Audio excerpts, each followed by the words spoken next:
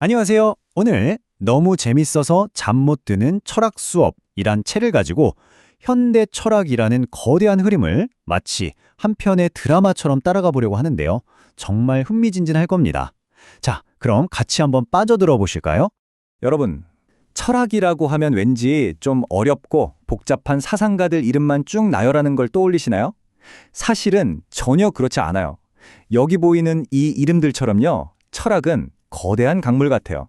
하나의 생각이 또 다른 생각을 낳고 어떤 질문 하나가 세상에 새로운 균열을 만들어내는 말 그대로 거대한 지적 드라마인 셈이죠.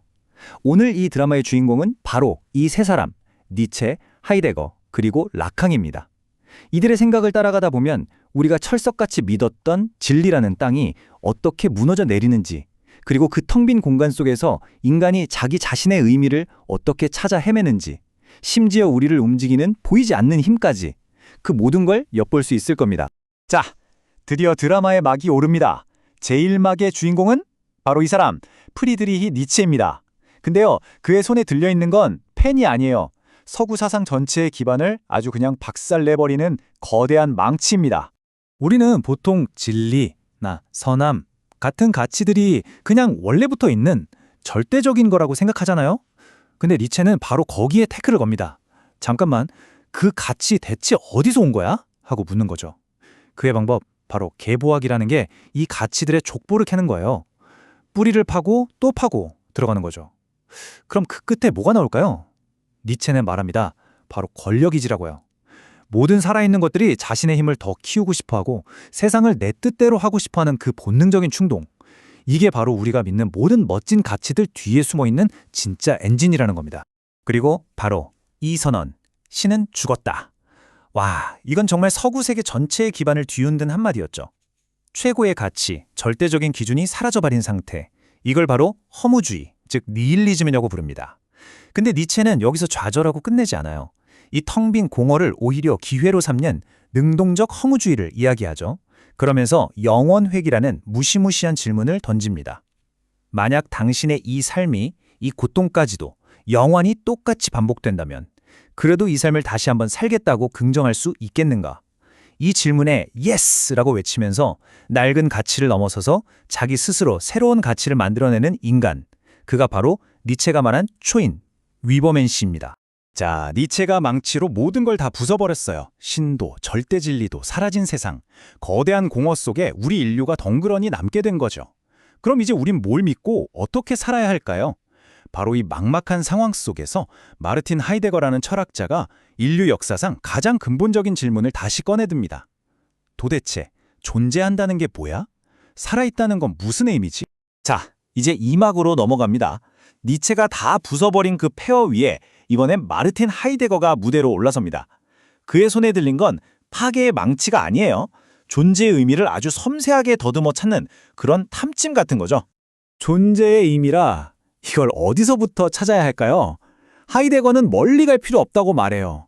바로 그 질문을 던지고 있는 우리 자신, 인간에게서 시작해야 한다는 거죠. 그래서 하이데거는 인간을 현존재, 독일어로 나자인이라는 특별한 이름으로 부릅니다. 이게 그냥 사람이라는 뜻이 아니에요. 이 그림을 보세요.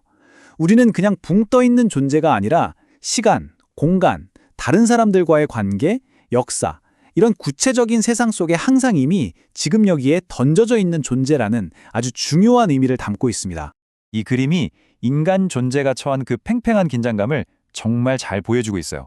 한편으로 우리는 우리가 선택하지 않은 조건들, 예를 들면 부모님이나 태어난 나라 같은 것들 속에 내던져진 존재입니다. 이걸 피투성이라고 해요. 하지만 동시에 우리는 그런 주어진 조건에 그냥 주저앉아 있는 게 아니죠. 그걸 딛고 미래의 가능성을 향해서 스스로를 자유롭게 던질 수 있는 유일한 존재이기도 합니다. 이걸 기투성이라고 하고요. 그러니까 우리는 늘 갈림길에 서 있는 거예요. 과거에 발목 잡혀서 그냥 그렇게 살아갈 것인가, 아니면 미래를 향해 나만의 결단을 내릴 것인가. 하이데거의 이야기는 굉장히 희망적이에요. 우리가 주체적으로 미래를 선택할 수 있다니 멋지잖아요. 그런데 말이죠. 여기서 아주 근본적인 질문이 하나 생깁니다. 우리가 내리는 그 선택, 우리가 느끼는 그 욕망, 그거 진짜 정말로 내 걸까요? 어디서부터 온 걸까요? 바로 이 빙산 이미지가 그 질문에 대한 어쩌면 좀 충격적인 답을 보여주는 것 같아요. 우리가 나라고 생각하는 이 의식의 세계는 저 수면 위로 빼꼼히 나와 있는 빙산의 일각에 불과하다면요. 우리를 움직이는 진짜 거대한 힘이 저 차가운 물 아래 우리 눈에는 보이지 않는 거대한 무의식이라는 구조에 있다면 어떨까요? 자, 드디어 마지막 3막입니다. 오늘의 마지막 주인공, 자크 라캉이 등장합니다. 그는 우리를 나라는 의식의 얕은 표면에서 우리를 보이지 않게 조종하는 거대한 설계도, 바로 무의식이라는 깊은 심연으로 끌고 들어갑니다. 라캉하면 떠오르는 유명한 구호가 있죠? 프로이트에게로 돌아가자. 이건 무의식이 그만큼 중요하다는 걸 다시 한번 강조하는 건데요. 근데 라캉이 말하는 무의식은 프로이트가 말한 것처럼 그냥 막 혼란스러운 욕망 덩어리가 아니에요. 여기 보시는 것처럼 마치 언어처럼 아주 정교한 규칙과 구조를 가진 시스템이라는 겁니다. 그리고 이 시스템 전체를 지배하는 핵심 원리가 있는데 그게 바로 아버지의 이름이에요. 이건 진짜 우리 아빠를 말하는 게 아니고요. 우리에게 그건 안 돼, 이렇게 해야 해 라고 말하는 사회의 법, 질서, 언어, 그 자체를 상징하는 개념입니다. 이 그림이 나라는 존재가 어떻게 만들어지는지를 설명해주고 있는데요. 아주 중요합니다. 아이는 태어나서 처음엔 엄마랑 내가 하나라고 느껴요. 분리되지 않은 완전한 세계죠. 이걸 상상계라고 부릅니다. 그런데 어느 순간 아버지의 이름으로 대표되는 사회의 법과 언어, 즉 상징계가 딱 들어오면서 엄마와의 그 환상적인 관계가 깨져버립니다. 너는 엄마가 아니야, 너는 너야 하고 분리되는 거죠. 아이는 바로 이 순간 근원적인 상실감과 결핍을 경험하게 되는데 라캉은 바로 여기가 무의식과 욕망이 시작되는 지점이라고 봤습니다. 그래서 라캉 철학의 가장 충격적인 결론이 바로 이겁니다. 욕망은 타자의 욕망이다. 이게 무슨 말이냐면요. 우리는 상징계로 들어오면서 생긴 그 근원적인 결핍을 채우려고 평생 무언가를 끊임없이 욕망하며 살아가요. 그런데 그 욕망이 사실은 순수하게 내 안에서 나온 게 아니라는 거예요. 우리는 사회가, 부모님이, 즉 타자가 이게 좋은 거야, 이걸 가져야 해 라고 말하는 걸 욕망하게 된다는 거죠. 타자에게 인정받고 사랑받기 위해서요. 그렇기 때문에 이 욕망은요, 절대로 채워질 수가 없어요. 이 뇌비우스의 띡처럼 하나를 가지면 또 다른 욕망의 대상으로 끝없이 미끄러져 갈 뿐입니다. 자, 이렇게 니체에서 시작해서 라칸까지 정말 숨가쁘게 달려왔네요. 이 길고 긴 철학의 여정은 결국 뭘까요? 맞아요. 우리 자신에 대한 끝나지 않는 질문과 탐구의 과정이었던 겁니다. 한번 정리해볼까요? 첫 번째, 니체는 낡은 가치들을 망치로 다 때려 부수면서 우리 스스로 삶의 주인이 되라고 외쳤습니다. 두 번째, 하이데거는 그 폐허 위에서 나의 실존을 똑바로 보고 미래를 향해 결단하라고 말했죠.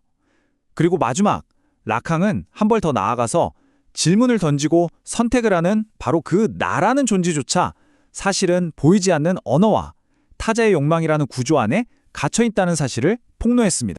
결국 이 거대한 철학의 드라마가 우리에게 말해주는 건 뭘까요?